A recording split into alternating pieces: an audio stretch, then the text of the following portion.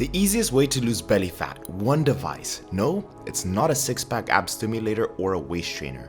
This device changed my fitness and health forever, and I've been using it for the last 4 years.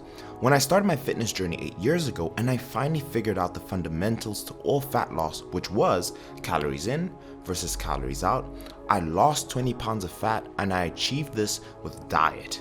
The truth is, I still didn't feel confident that I could step on stage or even help someone else achieve what I have. In 2018, this device changed everything. I bought my first Apple Watch. In my first year using the watch, through my transformation, I lost 29 pounds, an extra 9 pounds. I figured out the diet, which was calories in, using apps like MyFitnessPal. And once I figured out the calories out portion, I figured out the equation completely. I stepped on stage, placed 4th in my first show, and won the whole damn thing in my second show. Fast forward to 2021, I lost a total of 39 pounds using the watch as a primary tool. In this video, I'll explain how easy it is to use the Apple Watch to lose belly fat and exactly how I use it to achieve this transformation in 4 simple steps. Let me explain the science.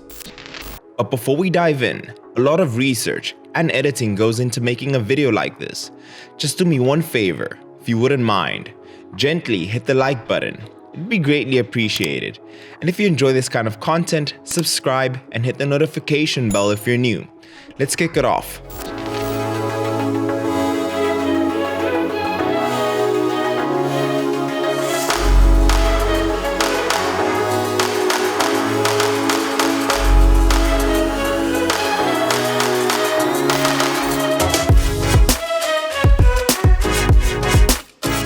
Number 1 is sleep. Now picture a Tesla. Imagine you're driving your Tesla the entire day. You're taking your family, you're utilizing your Tesla, you're going to work, and at the end of the day, you don't put it in the charge. What's it going to do the next day? You won't be able to move because you haven't given it the right fuel. The same goes with sleep. Sleep is where your body's able to restore all the damage you've done to it and also to repair any tissue that you've been utilizing. So research has shown even 2 groups after 12 weeks, one group that slept 1 hour less, burnt less fat, and actually use their muscle tissue as a source of energy. It's also shown to increase your cravings. There's so many negative side effects to sleep. Also, with the main muscle building hormone decreasing testosterone to a larger extent because you're sleeping less. What the Apple Watch has been able to help me do is, number 1, it notifies me, hey, it's time to get to bed. Number 2, it tracks my sleep and the quality of my sleep. When I was able to sleep between 7 and 8 hours on average, my fat loss was 2 times easier, especially when I compared it to when I was in medical school and right now. I can't stress enough how important sleep is. The watch has been able to help me do that. I sleep with it now, and it'll tell me how long I'm in REM, which is essential to be able to change the chemistry within the body and just making sure I'm getting enough rest. But let's move on to step number 2.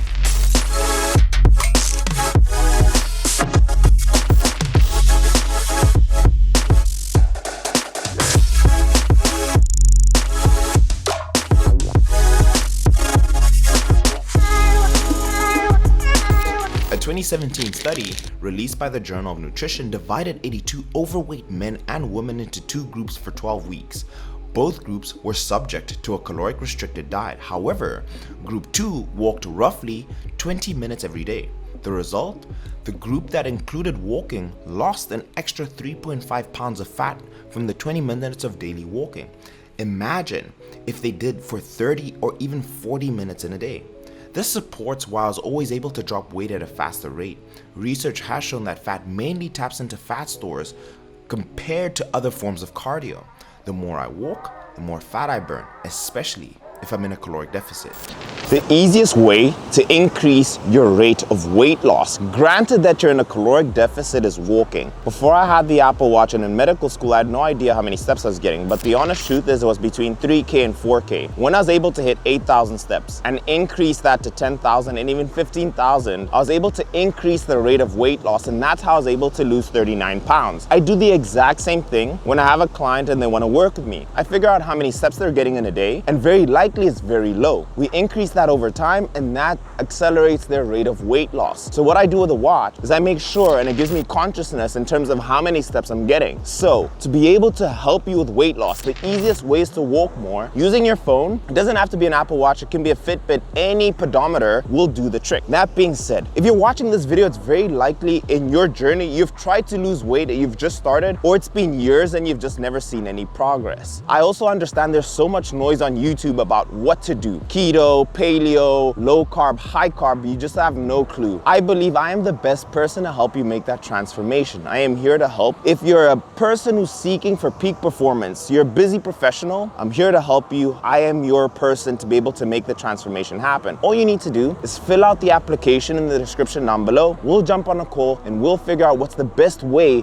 to finally have that transformation happen. And that will be guaranteed. I'm looking forward to be chatting to you, but I'm off the way to the gym. Cheers.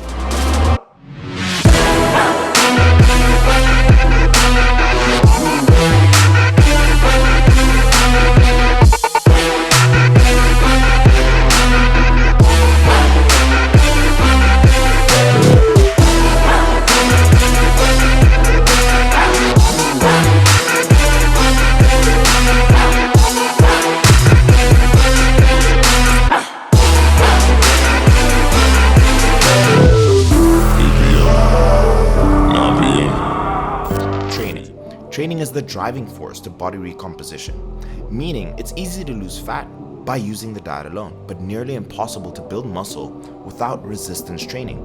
Weight training is paramount to building muscle and improving your body composition. To build more muscle, I've been focusing on two training techniques. First, progressive overload, and secondly, time under tension. Training. Extremely crucial in terms of being able to build muscle tissue or at least maintain it if you're in a caloric deficit. That being said, how does the Apple Watch help? Number one, it's very easy to be in the gym 2 to 3 hours, wasting time being on your phone. The watch keeps me accountable and it lets me know, hey Mike, it's been about an hour.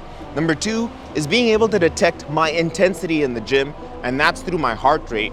I'm usually hitting about 100 beats per minute in terms of my heart rate, and this is a way I'm able to detect my overall intensity training, which you want to maintain consistent, especially going through a prep, for example. And then finally, what is also super important is I track how many calories I'm burning throughout an entire workout. Keeping these three things consistent allows me to be able to maintain top performance. Step number 4, cardio, moderate intensity training. This is the form of training that is much more realistic for a regular gym goer and myself, and any non-athlete who participates in a 50-minute HIIT session is likely to be training at around 50 to 75% intensity rather than 90%, at least after the first 5 minutes or so. Cardio. It's a useful tool to be able to lose fat. What I do is moderate intensity cardio. I'm either using a Stairmaster or I'm using the treadmill. How does my watch help? Number one, I try and get to 140 beats per minute. This is where I would consider roughly 65% of my VO2 max. It's not too high, it's not too low, and it allows me to burn a lot of calories and also tap into my fat stores. That way, I am keeping consistent with my overall cardio. So I'm roughly doing about an hour on either or, and that's overall how I utilize the Apple Watch to be able to hit the 4 steps in terms of my calories out. I keep those things consistent, and if I want to see even more progress, then I'm either upping the amount of cardio I'm doing, increasing the intensity, or doing the same with my training. See you at home. A quick recap. Number 1, I love using the Apple Watch to be able to track my sleep. This way I know that I'm doing the fundamentals, and what I like to consider the dark horse of any fat loss transformation is people not getting enough sleep. So 7 to 8 hours at the bare minimum, 6. But 7 to 8 is just where I like to be. So that's number 1. Number 2 is walking. Set yourself the objective of hitting 8,000 steps and then tracking that on your watch overall. If you want to see more progress, increase your steps. And in videos, I've talked before about different ways that you can hit those 10,000 steps and more. Number 3 is training. And then finally, cardio, and I do moderate intensity. Those 4 tips that I utilize, number 1, affect my calories out, but also affect my recovery.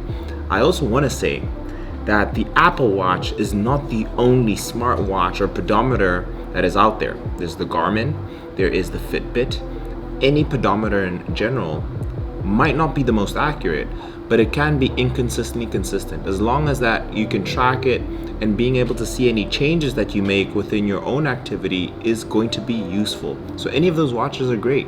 I just use the Apple Watch for the sake that I use all Apple devices. It's convenient and I love competing with my clients on it. That being said, if you're interested in working with me, you want a surefire way to make your transformation happen, you want to compete with me, you want to make the best start to 2023, book a call with me, fill in the application, and we'll be in touch. I'm excited to be able to work with you. But let me know in the comments down below, what tool are you using to track your steps? Was anything in this video helpful? Give me that feedback, and if you did enjoy the video, hit it with a gentle thumbs up. But leave the video here. These two videos are fantastic to watch. One is on cardio and another one's on the diet, right? I'll see you guys in the next one. Cheers.